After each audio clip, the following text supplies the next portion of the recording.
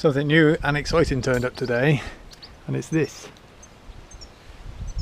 Yep, it's an original Shadow trailer. It's a Linton one.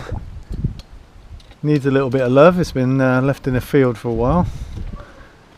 There's a few bits that need doing, like new legs. It's got a trailer board on it, so maybe the lights are a bit suspect. We've got to try that out.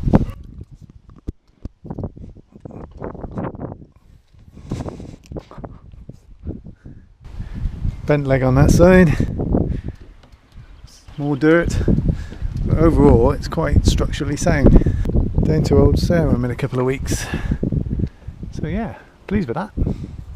Just cleaning up the front tyre and wheel. I was going to replace this front tyre, but I've cleaned it up and it's actually in pretty good, fairly new condition. As you can see, it's still got all the bobbles on it, so I've decided to keep that, but I have got a new inner tube, so I'm going to replace this old one, and we got this brand new one to put in. So cleaned up the hub, so that's all ready to go back on. Let's see if I can get it back together.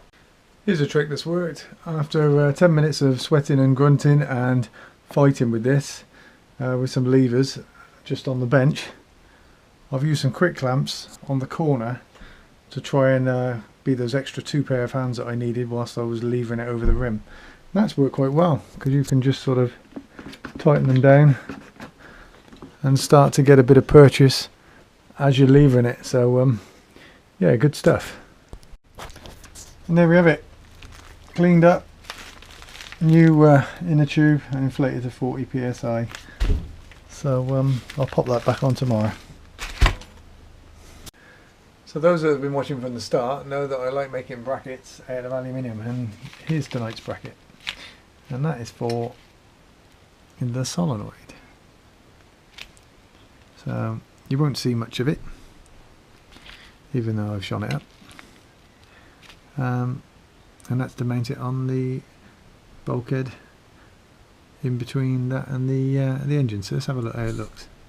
So there's the solenoid mounted on its new bracket. I'm pretty pleased with that. I'd say it looks like it pretty much grew there. So next thing is, from where this battery live terminal is, I've got to measure up some cables to come down to the inlet side of the solenoid, and then across the engine up through the radiator mount, and it's got to pop on there. So I'll have a bit of a measure up. I've got to do some shopping online now and get myself some cables and some lugs. Stays like this and make me think I've been dragging this job out with the plane for far too long. It was December and freezing when I started, and look at it out there. Perfect flying weather.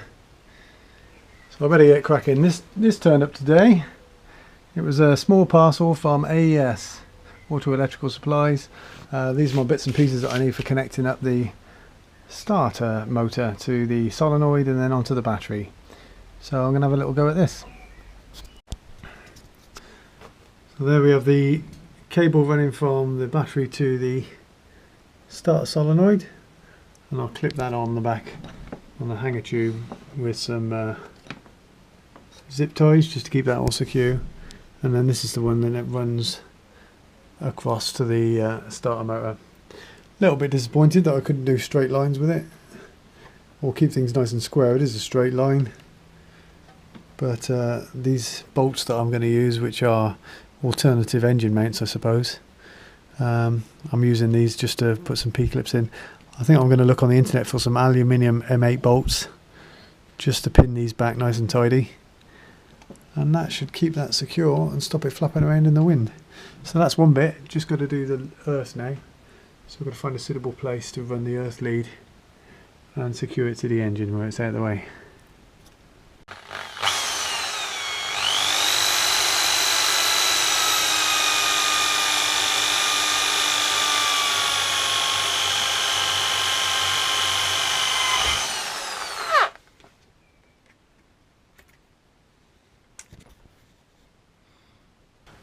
Okay, so what's the hole for in the radiator cap?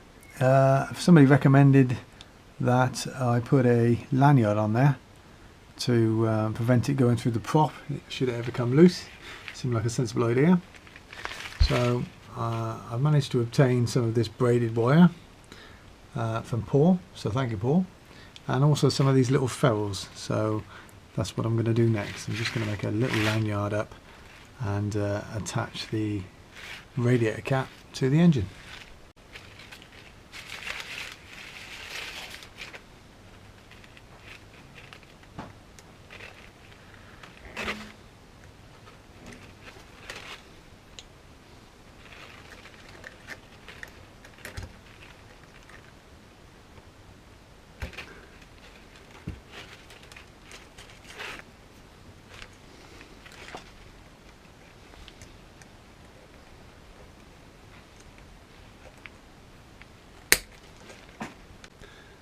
And there we have it, a neat little lanyard just to keep the radiator cap in check.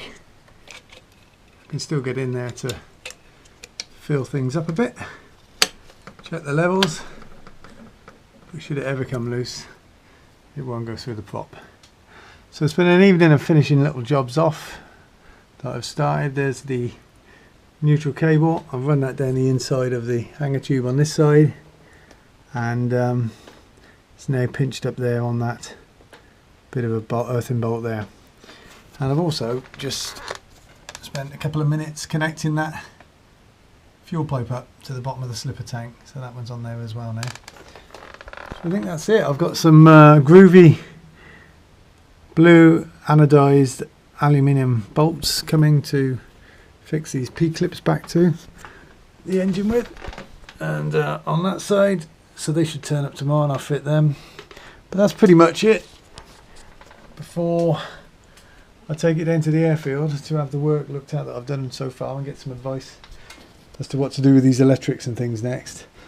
These turned up today from ProBolt, and a little bit of finishing touch. But they're anodized aluminium 8mm bolts. I'm going to use those to hold the P-clips back. So I'm going to pop those on, and let's have a look how they finish the job off. But I think they look really nice. 4 grams each, by the way. So here we have the blue anodized aluminium bolts holding back the starter cables. Let me know whether you think it's too much or whether it's a nice bit of detail. I think they look quite smart. They were 4 grams each, but I had to trim them, so they're more like 3 grams each. No weight at all, but just keeps everything clipped back nice and tidy.